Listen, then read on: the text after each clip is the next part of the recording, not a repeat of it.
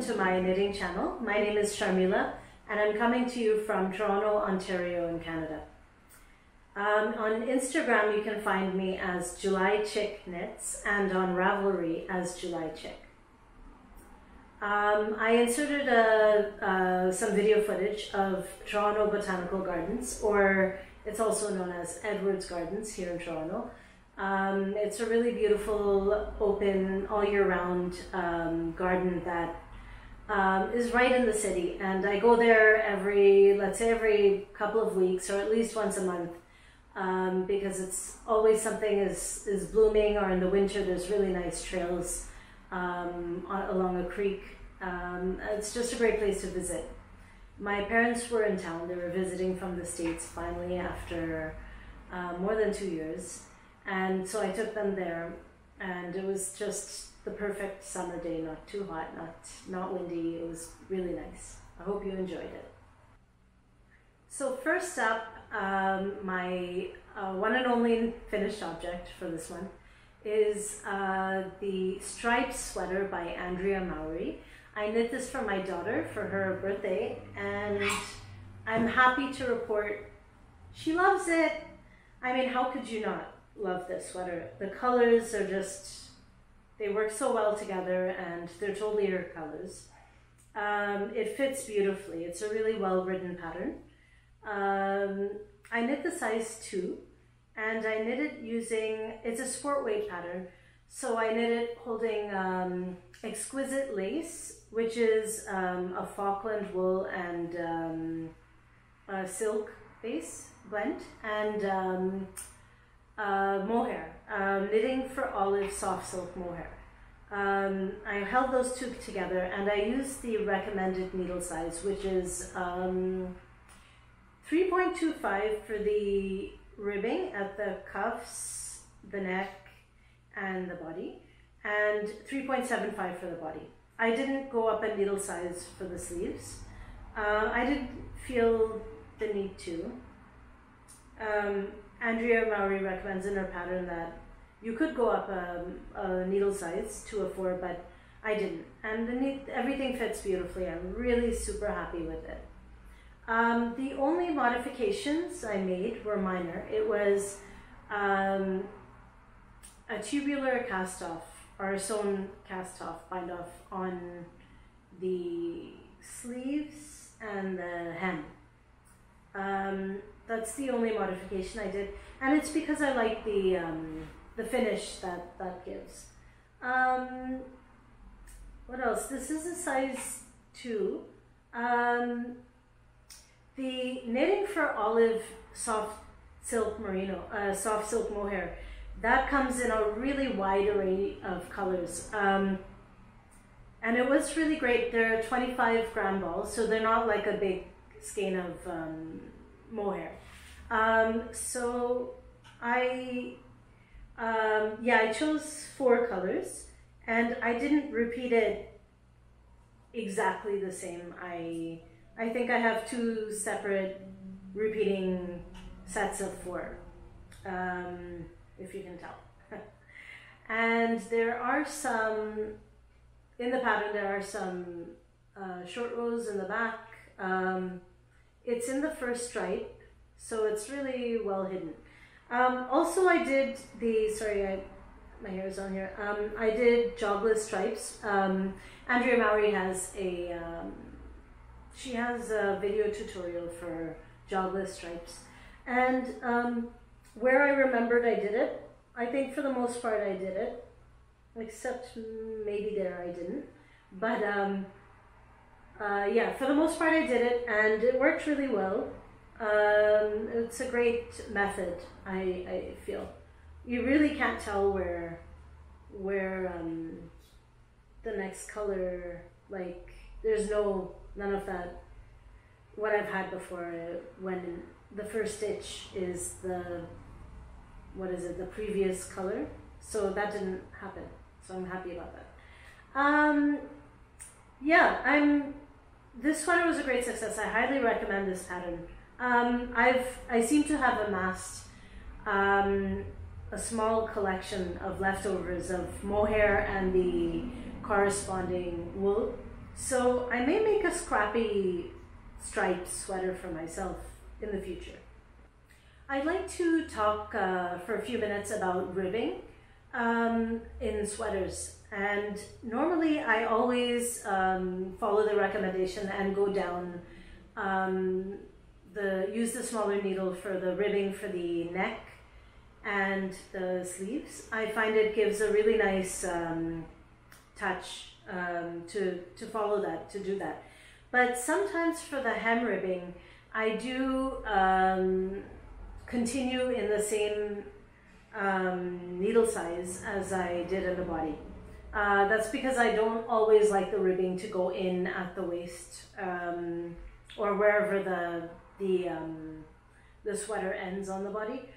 But for this, I tried to do that. I tried to stay with the 3.75, the bigger needle size for the hem ribbing, and I did the regular bind off, not the sewn bind off. And I'll insert some pictures. I wasn't happy with the way that ribbing came out at all. Here are the pictures in it, and as you can see, the ribbing was a bit too big and it was flared, which I didn't like the look of, so I painstakingly put in my needle. I inserted the needle after I cast it off. I inserted the needle back again at the first row of the ribbing, and I undid the ribbing and I redid it in the smaller needle size as the designer recommended, and I'm really happy with the way the ribbing is now. It comes in just a touch, and it's very neat, so I'm happy with that. Next up is what's on my needles, and this is the Whitmoor sweater. It's by Amy Lowden, or on Instagram I think she is Tailoress Studios, and it's a lace sweater. I know it's very unglamorous right now because I've got all my stitch markers on here. All the stitch markers I could find in the house are all on this sweater. And if you can see, I'm at the yoke, and it's got this really beautiful lace pattern all around. And, I don't know if you can actually see it really well, but there it is. And I'm knitting the size medium for this. I'm between a medium and a large in the pattern, but it is supposed to be an oversized sweater, so I thought I'll go with the medium and see how it works. If not, if it is too tight, I may just block it larger. We'll cross that bridge when we get there. But yeah, it's a DK weight. The pattern calls for DK weight. She holds merino and mohair together, and so that's what I did. I bought this yarn. This is it's this lovely purple color. Here's the I bought the corresponding merino and mohair. This was like kind of a splurge, like last minute buy. I bought it quite a while back at the Knitting Loft here in Toronto. This color is specific to their shop. It's dyed by the dyer for I think they have a line just for their shop, and it's the color Dead, and the yarn is Leo and Roxy. This is the Mohair silk and the MCS, which is merino cashmere silk. MCS, yeah, merino cashmere silk is this one. And I bought 3 and 3 skeins. I didn't really have a project in mind, or maybe I did. I think it was between the Whitmoor sweater, the Paloma sweater by Espace Rico, the no-frill sweater, they all call for merino and mohair held together. This is what I decided on.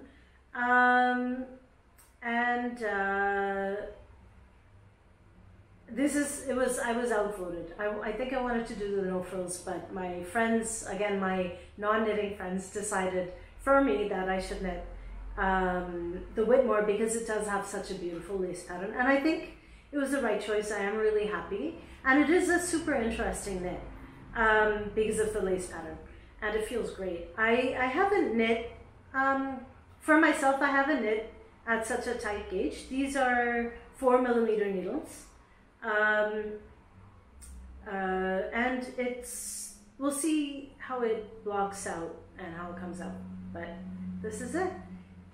This brings me to what I'm wearing. This is an asymmetric scarf. It's a pattern by Nina Klecki at Creative Yarns, which is a shop here in Toronto, a yarn shop.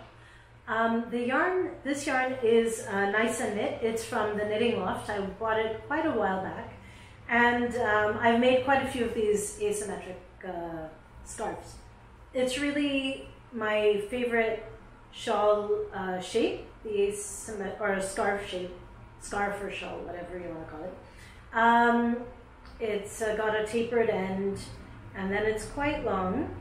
And then the skein, this particular skein was very generous, so I knotted it at the end. And as I took it out this morning to wear, I saw that there's a hole in my scarf. I guess you can see that. It's a pretty decent sized hole. I think I snagged it somewhere. Snagged it hard. Well, I've snagged it in a couple of places, but this one I snagged hard enough for the yarn to snap, unfortunately. So luckily I looked in my bag of odds and ends of yarn, and I always keep my leftover yarn just in case a situation like this arises.